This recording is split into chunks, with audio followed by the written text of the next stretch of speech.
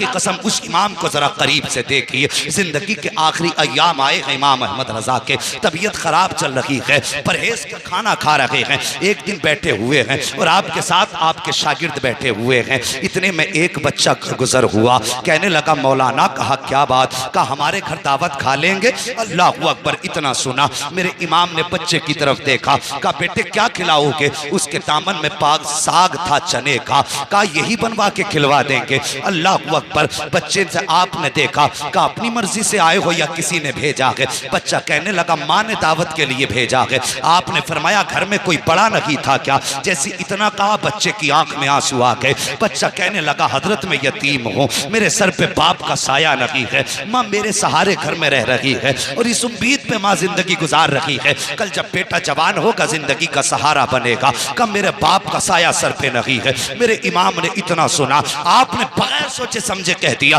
बेटे हमें तेरी दावत मंजूर है, कब खिलाओगे। बच्चा कहने लगा माँ से पूछ के बताऊंगा। बच्चा फिर वापस आया, ये कोई दूर की बात नहीं है बल्कि बिहारीपुर पुलिस चौकी की बात है। उसी ढाल पे वो यतीम रहा करता था। बच्चा फिर सौदा गिरान आया, आके कहने लगा बड़े मौल साहब, कहा क्या। मेरी माँ ने कहा है कल दोपहर की आपकी दावत है, कल दोपहर आके हमारे घर पे खाना खा लेना। अब सुनो इमाम अहमद रजा कौन है। अल्लाह अकबर, जब अगले दिन आया है, दोपहर का वक्त आया है, आपने अपने शागिर्द से कहा चलो कल जो बच्चा दावत करके गया था आज उसके यहाँ खाना खाने के लिए जाना है। जब पहुंचे हैं बिहारीपुर ढाल पे आला हजरत, वही उस बच्चे का मकान था। दरवाजे पे दस्तक दी, आवाज आई कौन, का बड़े मौल साहब आए हैं, कल दावत करके आए थे। इतना सुना बच्चा घर के अंदर से एक बोरिया लेकर के आया, टाट का टुकड़ा लाया। लाने के बाद आला हजरत की बारगाह में पेश किया, कहा लो मौलाना इसे बिछाओ और बैठ जाइए। घर के आगे स्लिप की जगह पर आला हजरत ने वो बोरिये का टुकड़ा बिछाया है और बैठ जाते हैं। आज का पीर होता तो कहता पहले एयर कंडीशन कमरा चाहिए, एसी लगी होनी चाहिए, गद्दे ऐसे हो कि थकन उतर जाए, चार लोग पैर दबाने वाले हो। मगर सलाम मेरे इमाम तेरी मोहब्बतों के, सलाम मेरे इमाम तेरी अजमतों के। अल्लाह अकबर, बच्चे ने ला करके बोरिया बिछाया है, मेरे इमाम बैठ जाते हैं। अल्लाह अकबर, कौन बैठा है, वो बैठा है जिसके बारे में दुनिया कहा करती है डालती कल्ब में अजमत मुस्तफा सैयदी आला हजरत पे लाखों सलाम, वो बैठा है उस बोरिये पर। अल्लाह अकबर, जब लोग गुजर रहे हैं आला हजरत को देख के कहते हजरत आप यहाँ, मुस्कुरा के कहते थे जाओ तुम्हारी दावत नहीं हमारी दावत की गई है, तुम्हारी दावत नहीं हमारी दावत की गई है। ये कह के आप वापस कर देते आने वालों को। जब वक्त आ गया खाने का, बच्चा अंदर से चने की रोटी लाया है और बेसन की रोटी चने का साग, और लाने के बाद रख दी है आगे। जैसी आगे आई है रोटी, आपके शागिर्द जो साथ थे कहने लगे हजरत जी आप देख रहे हैं ये बेसन की रोटी है, डॉक्टरों का हकीमों का कहना यह है अगर एक लुकमा भी आपने खाया तो ये आपके लिए जहर से ज्यादा खतरनाक साबित होगी।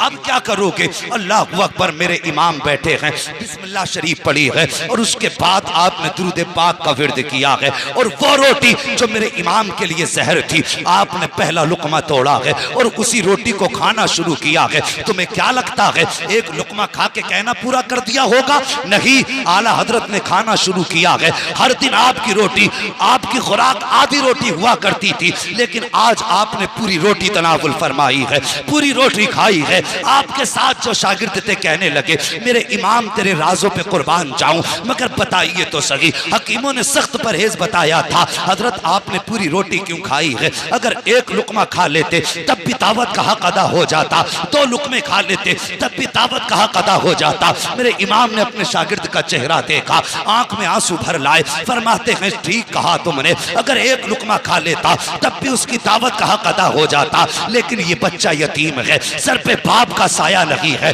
अगर मैं एक लुकमा खाता शायद बच्चे के दिल में ख्याल आ जाता कि हम गरीब हैं इसलिए मौलाना ने एक लुकमा खाया है, और अगर ये ख्याल आ जाता बच्चे का दिल टूट जाता का मौलाना अहमद रजा मुस्तफा का आशिक है और मेरे नबी ने फरमाया है जो गरीब का दिल तोड़ देगा वो मोहम्मद का दिल तोड़ देगा, जो गरीब की दिल जोई करेगा वो मोहम्मद की दिल जोई करेगा। आला हजरत फरमाते हैं मौल साहब तबीयत सही रहे या बिगड़ जाए कोई फर्क नहीं पड़ता, अहमद रजा ये चाहता है कोई रूठे या ना रूठे लेकिन मदीने वाला मुस्तफा अहमद रजा से ना रूठे।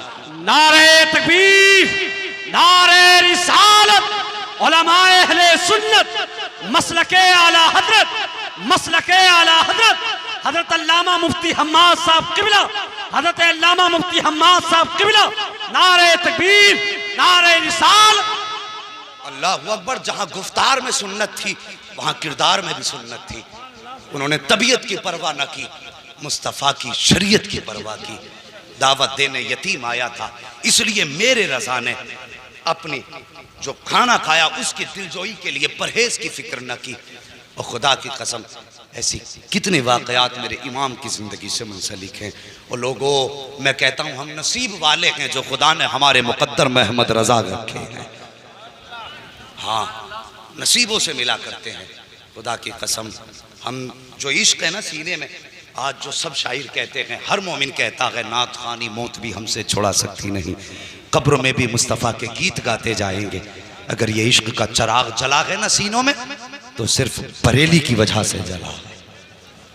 हाँ, बरेली की वजह से जला। मैं ज़्यादा बड़ी बात नहीं करता, अरबाब मिंबर की तवज्जो चाहिए। बहुत बड़ा चैलेंज करने लगा हूँ उन लोगों के लिए जो आला हजरत को मानने से इनकार करते हैं, जो उनके खिलाफ भौंका करते हैं। मैं कहता हूँ एक छोटी सी बात, सिर्फ आला हजरत की तसनीफी कारनामे को हटा दो।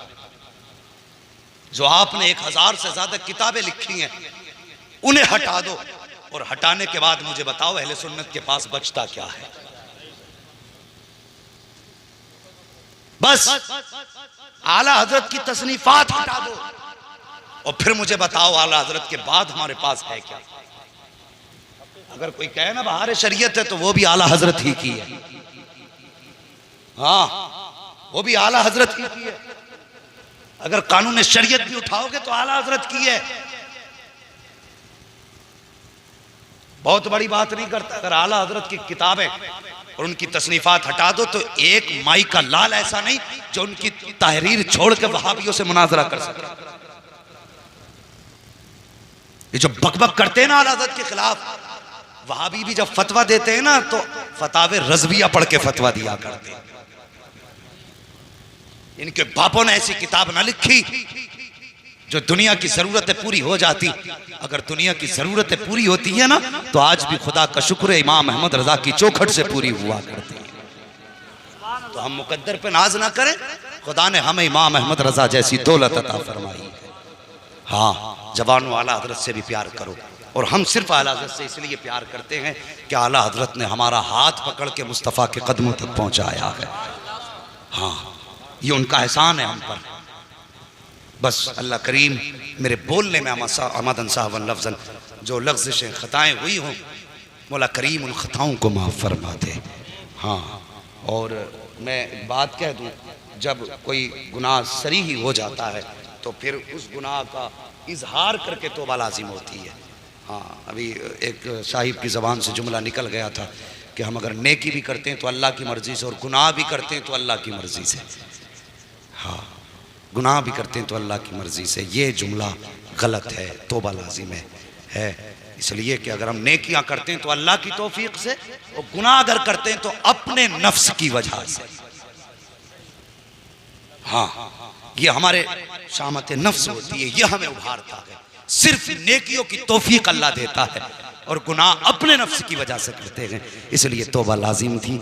बस सारे लोग इस गुनाह से भी तौबा कर लें, कलमा शरीफ भी पढ़ लें। सारे लोग पढ़ें ला इलाहा इल्लल्लाह मुहम्मद रसूलुल्लाह अस्तगफिरुल्लाह रब्बी।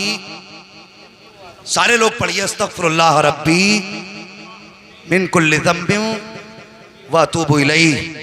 या अल्लाह, हम अपने हर उस गुनाह से तौबा करते हैं जो हमने जाने और अनजाने में किए। मौला हमारी तौबा कबूल फरमा। बस जो हुए गलत उनको माफ़ फरमाए रब्बे कायनात। ज़िंदगी ने दिया साथ तो फिर होगी मुलाकात। चमन रहा फूल खिलेंगे, ज़िंदगी रही फिर मिलेंगे। मुसाफिर हैं हम भी, मुसाफिर हो तुम भी, किसी मोड़ पर फिर मुलाकात होगी।